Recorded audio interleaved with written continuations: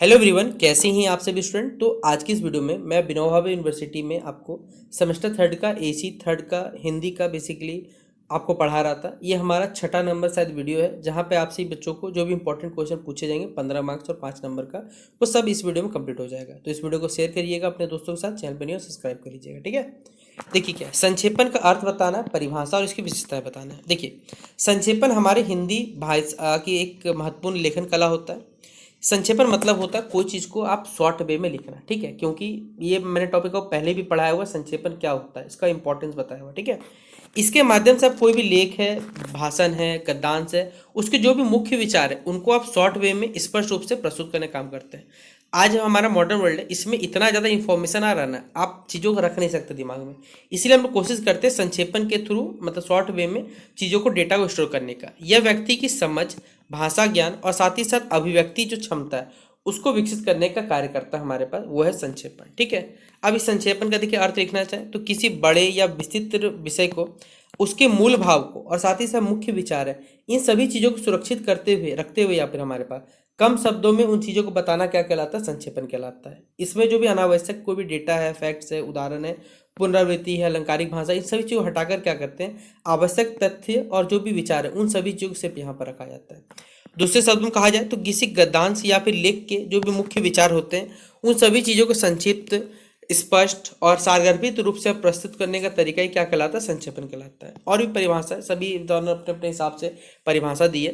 विभिन्न विद्वानों ने संक्षेपण की परिभाषा अपने शब्दों में दी है। सामान्य रूप से कहा जा सकता है, कॉमन रूप में आप बोल सकते हैं कि किसी विस्तृत हमारे पास रचना के मुख्य जो विचार है उनको उसके मूल भाव से सुरक्षित करते हुए तो क्या करना है, कम शब्दों में उसे प्रस्तुत करना है, क्या कहलाता है, संक्षेपण कहलाता है। और भी है कि संक्षेपण वह कला है जिसके द्वारा किसी बड़े विषय की जो आवश्यक बातें उनको संक्षिप्त एवं क्रमबद्ध रूप में हम लोग क्या करते हैं, व्यक्त किया जाता है। इसकी विशेषता, पहला इसमें संक्षिप्तता होता है, मतलब आप शॉर्ट वे में मैनेज करते हो।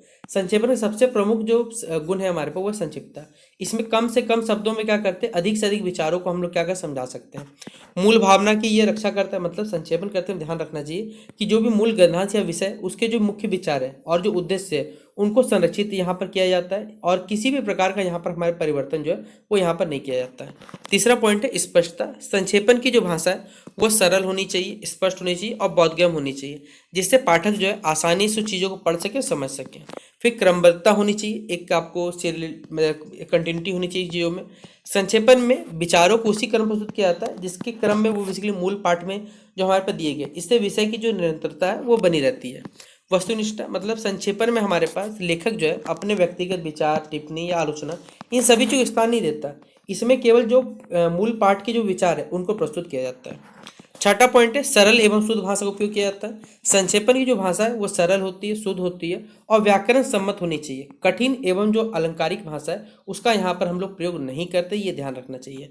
सातवां पॉइंट है अनावश्यक जो भी विवरण है उनका अभाव होता है। उदाहरण है हमारे पास है पुनरावृत्ति तथा अनावश्यक जो भी फैक्ट्स है उनसे हटाकर केवल आवश्यक जो भी तथ्य उन्हीं चीज़ों को रखा जाता है। फिर इसमें शीर्षक की उपयुक्ता होती है हमारे पास है, मतलब एक अनुसार संक्षेपण का एक छोटा शीर्षक होता है, स्पष्ट होता है तथा साथ ही साथ विषय वस्तु के अनुरूप होना चाहिए, जिसके उसके जो भी मुख्य भाव है उनका पता चल सके। अब इसका कुछ महत्व है। संक्षेपण से क्या होता है, समय और श्रम, इन सभी चीज़ों की क्या होती है, बचत होती है। यह अध्ययन करने में, प्रशासन में, पत्रकारिता में, साथ ही साथ कार्यालय जो कार्य हैं उनमें अत्यंत उपयोगी होता है हमारे पास, ठीक है।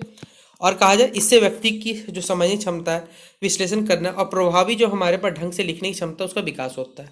उपसंहार में कह सकते हैं कि संक्षेपण एक महत्वपूर्ण भाषा कौशल है हमारे पास है, जिसके द्वारा किसी भी विस्तृत विषय को, उसके मूल भाव को हम लोग क्या करते हैं, सुरक्षित रखते हुए क्या करते हैं, उसकी स्पष्टता, सुरक्षितता और संक्षिप्तता, सॉरी माफ करिएगा, और प्रभावी रूप से उसे प्रस्तुत करते हैं।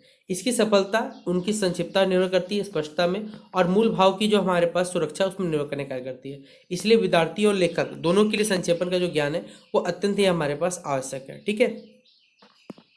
हमारा अगला सवाल है, एक लेख आ सकता है पेपर में, कंप्यूटर के महत्व पर निबंध लिखें, या बेटी बचाओ बेटी पढ़ाओ, बहुत सारा टॉपिक हो सकता है। लेख का देखिए कोई फिक्स नहीं बोला जा सकता, इसलिए आपको निबंध खुद से लिखना पड़ेगा। देखिए, इसमें तो बता रहा हूँ कंप्यूटर का महत्व क्या होता है। आपको मालूम है आज का जो जनरेशन है या वर्ल्ड बेसिकली जो करंट सिचुएशन है, ये कंप्यूटर युग कहा जाता है। कंप्यूटर मानव जीवन का महत्वपूर्ण हिस्सा बन चुका है।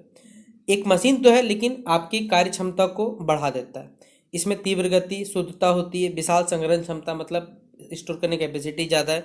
जीवन के हर क्षेत्र में लगभग अपनी उपयोगिता ये सिद्ध कर चुका है। आप कहीं भी जाते हैं भैया, लैपटॉप कंप्यूटर जरूरी है। शिक्षा के क्षेत्र में कंप्यूटर ने क्रांतिकारी परिवर्तन लाया। विद्यार्थी इंटरनेट, ऑनलाइन कक्षाएं, डिजिटल जो पुस्तकें चल रही है आजकल, इन सभी के माध्यम से घर बैठे बैठे पढ़ सकते हैं। इसके अतिरिक्त जो भी विद्यालय है, विश्वविद्यालय, उन सभी चीज़ों में जो रिजल्ट जारी किया जाता है उसका तैयार करना, ऑनलाइन जो भी मटेरियल्स बनाना, ये सभी चीज़ कंप्यूटर के थ्रू होते हैं। और शोध कार्यों में भी कंप्यूटर का जो इस्तेमाल होता है वो बड़े पैमाने पर होता है। व्यापार और उद्योग के क्षेत्र में कंप्यूटर का प्रयोग से कार्य में बहुत ज़्यादा तेजी आया और सटीकता भी आई। लेखा जोखा तैयार करने, बिल बनाना, डेटा सुरक्षित करना, विभिन्न प्रकार के व्यावसायिक निर्णय लेने में जो कंप्यूटर है अपना महत्वपूर्ण भूमिका निभाता है। बैंकिंग क्षेत्रों में भी धन का जो लेन देन होता है, ऑनलाइन जो ट्रांजैक्शन होता है खातों के बीच में, इन सभी चीज़ों के माध्यम में कंप्यूटर के माध्यम से ही हो पाया हमारे पास है। चिकित्सा के क्षेत्र में भी रोग की पहचान करता है, जांच रिपोर्ट तैयार करता है और रोगियों का जो विवरण, जो डेटा है वो सुरक्षित रखने में कंप्यूटर उपयोग किया जाता है। संचार के क्षेत्रों में हम ईमेल देखते हैं, वीडियो कॉल देखते हैं और इंटरनेट में लोगों को बेसिकली विश्व के क्या कहते हैं हर कोने जोड़ के रखा है। यद्यपि कंप्यूटर के बहुत सारा डिसएडवांटेज भी है, जैसे साइबर क्राइम बहुत ज़्यादा बढ़ चुका है, अत्यधिक उपयोग से स्वास्थ्य संबंधी बीमारी होती है। फिर भी इसकी जो लाभ है, इसकी सीमाओं से बहुत ज़्यादा हमारे पास दिखे। वास्तव में कंप्यूटर जो है हमारा जो मॉडर्न वर्ल्ड है उसका एक अनिवार्य पार्ट बन चुका है, मतलब जरूरी बन चुका है हमारे पास, ठीक है। और मानव विकास की गति को अगर बढ़ाना है तो इसका निरंतर हमारे पास आगे इस्तेमाल भी होता चलेगा, ठीक है। अगला क्वेश्चन है, बिजली विभाग को एक आपको क्या करना, लेटर लिखना है, ठीक है। क्योंकि यहाँ पर बिजली क्या है, आपूर्ति नहीं हो पा रही है, अनियमित रूप से यहाँ पर बिजली आ रही है, मतलब यहाँ पर इरेगुलर जो बिजली कट देखे जा रहे हैं गर्मी के दिन में। तो सेवा में सबसे पहले हेडिंग डालना हमारे पास है कि जो कार्यपालक जो अभियंता है हमारे पास है, विद्युत आपूर्ति विभाग, कोई भी जिला या फिर आप अपने स्टेट का नाम लिख सकते हैं, अपने हिसाब देख लीजिएगा। विषय क्या है, अनियमित जो बिजली आपूर्ति के संबंध में शिकायत है। महोदय, संवेदनीय निवेदन ये है कि मैं भागलपुर जिले का कोई मोहल्ला अपने हिसाब से नाम लिख दीजिएगा, उसका निवासी हूँ। हमारे क्षेत्र में पिछले कई दिनों से जो बिजली की आपूर्ति है वो बहुत ज़्यादा अनियमित, मतलब बहुत ज़्यादा कट रहा है। दिन और रात में बार-बार बिजली कटती होने के कारण जो हम आम लोग हैं उन सभी लोगों को कठिनाइयों का सामना करना पड़ रहा है। बिजली की अनियमित आपूर्ति कारण विद्यार्थियों की जो पढ़ाई है वो बहुत ज़्यादा प्रभावित हो रही है। इसके अतिरिक्त गर्मियों के मौसम में छोटे बच्चे, बुजुर्ग, बीमार व्यक्तियों को यहाँ पर विशेष परेशानी हो रही है। व्यापारिक जो प्रतिष्ठान हो गए हमारे पास है और जो उद्योग हमारे पास है, छोटे उद्योग, उन सभी चीज़ों कार्यों में भी बाधित हो रही है, जिससे जो आर्थिक नुकसान है वो भी उठाना पड़ रहा है उन्हें। अतः आपसे नम्र निवेदन यह है, विनम्र निवेदन है कि हमारे क्षेत्र की जो बिजली है उस आपूर्ति व्यवस्था की जांच कराकर इसे नियमित एवं सुचारू बनाने कार्य करें, ताकि क्षेत्रवासी जो हमारे यहाँ पर रह रहे उन सभी जो समस्याओं को राहत मिल सके। इसके लिए हम हम सभी निवासी क्या रहेंगे, आपके आभारी रहेंगे। भवदीय लिख दीजिएगा, हस्ताक्षर कर दीजिएगा, नाम मतलब नेम, एड्रेस और जो आपका कह सकते हैं डेट है वो भी यहाँ पर मेंशन करिएगा आप लोग। अगला क्वेश्चन है, बेटी बचाओ बेटी पढ़ाओ और बेटा को घर से भगाओ। तो हमारे पास अगला निबंध है, बेटी बचाओ बेटी पढ़ाओ पर निबंध। किसी भी समाज और राष्ट्र की उन्नति महिलाओं के हाथों में होती है। यदि बेटियों को उचित शिक्षा मिलेगी, सुरक्षा और सम्मान प्राप्त होगा तो कोई भी परिवार हो, समाज हो, देश हो, वो उन्नति करेगा, ठीक है। दुर्भाग्यवश लंबे समय तक समाज में बेटियों के प्रति भेदभाव हुआ, जो भ्रूण हत्या हो गई, फीमेल फोर्टिसाइड जिसे कहते हैं, तथा शिक्षा वंचित रखने जैसी कई समस्याओं के बावजूद ये बनी रही है। इन समस्या दूर करने के लिए बहुत सारे अभियान चलाए गए, उनमें बेटी बचाओ बेटी पढ़ाओ हमारे पास है। बेटी बचाओ का अर्थ है बेटियों को जन्म देने का अधिकार दिया गया, उनकी सुरक्षा सुनिश्चित करना तथा उनके प्रति होने वाले जो भेदभाव है उनको समाप्त करना है। वहीं पर बेटी पढ़ाओ का अर्थ है हमारे पास है कि बेटियों को गुणवत्तापूर्ण शिक्षा, मतलब आप क्वालिटी एजुकेशन प्रोवाइड करें ताकि वो खुद भी आत्मनिर्भर बने और सशक्त बन सके। अभियान की आवश्यकता क्यों पड़ी, क्योंकि समाज में देखिए लंबे समय तक पुरुषों को या पुत्र को प्राथमिकता दी जाती थी, जिसके कारण ये जो भ्रूण हत्या वो देखी जाती थी और बालिकाओं की अपेक्षा ये समस्या बढ़ती जाती है। अनेक परिवारों में क्या कहते हैं, लड़कियों की जो शिक्षा उसको महत्व नहीं दिया जाता था। रिजल्ट क्या होता था, महिलाओं की जो सामाजिक जो आर्थिक स्थिति है वो प्रभावित होती थी। ऐसी परिस्थितियों में क्या हुआ, बेटियों के संरक्षण करने में और समाज में शिक्षा के लिए विशेष प्रयास यहाँ पर आवश्यकता महसूस हमें पास हुई। शिक्षा का क्या महत्व हो रहा है, शिक्षा किसी भी व्यक्ति के जीवन को बदलने में एक महत्वपूर्ण भूमिका निभाता है। एक शिक्षित बेटी न केवल अपने स्वप्न आत्मनिर्भर बनती बल्कि पूरे परिवार को वो शिक्षित बनाती है, साथ ही साथ जागरूक बनाती है। कहा ही जाता है यदि पुरुष शिक्षित होता है तो वो एक क्या होता है, व्यक्ति शिक्षित होता है, लेकिन अगर एक महिला शिक्षित हो जाती है तो पूरा परिवार शिक्षित हो जाता है। समाज में बेटियों का योगदान रहा, आज बेटियां शिक्षा हो, विज्ञान हो, खेल हो, राजनीति हो, प्रशासन, इंस्टाग्राम भी नोट डाउन करिएगा, जैसे प्रत्येक क्षेत्रों में अपनी प्रतिभा का प्रदर्शन कर रही है। वे देश का नाम वैसे स्तर पर रोशन कर रही है। बेटियां अब किसी भी क्षेत्रों में बेटियों से पीछे नहीं है, उन्हें केवल अवसर और प्रोत्साहन की बेसिकली आवश्यकता होती है। अभियान का उद्देश्य यही था कि हमारे पास जो भ्रूण हत्या हो गई, बालिकाओं का पढ़ना जो रोका गया था, उनकी सुरक्षा सुनिश्चित करना था। इसके साथ ही साथ समाज में बेटियों के प्रति जो सकारात्मक पॉजिटिव सोच है उसको बढ़ावा देना था। लैंगिक समानता स्थापित करने का प्रमुख लक्ष्य था।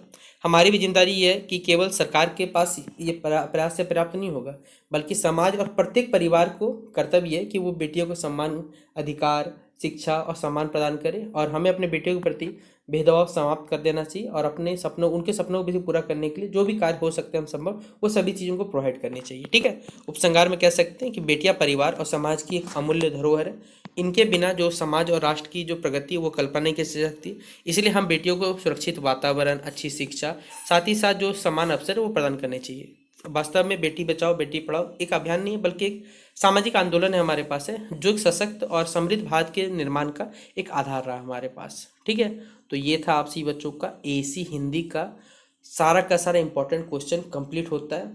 6 या 7 वीडियो जो भी होगा हमारे पास है वो चैनल पे प्लेलिस्ट पे अपडेटेड है, आप जाके देखिए। आप सही बच्चे पेपर देख के आइएगा, सारा क्वेश्चन आपसे बन जाएगा। ठीक है। तो उम्मीद करूंगा आपको ये वीडियो पसंद आया तो लाइक और शेयर करिएगा अपने दोस्तों को। मिलते हैं नेक्स्ट वीडियो पे बेस्ट हिसाब से भी चाहिए आमसन के लिए। तब तक के लिए जय हिंद और जय भारत।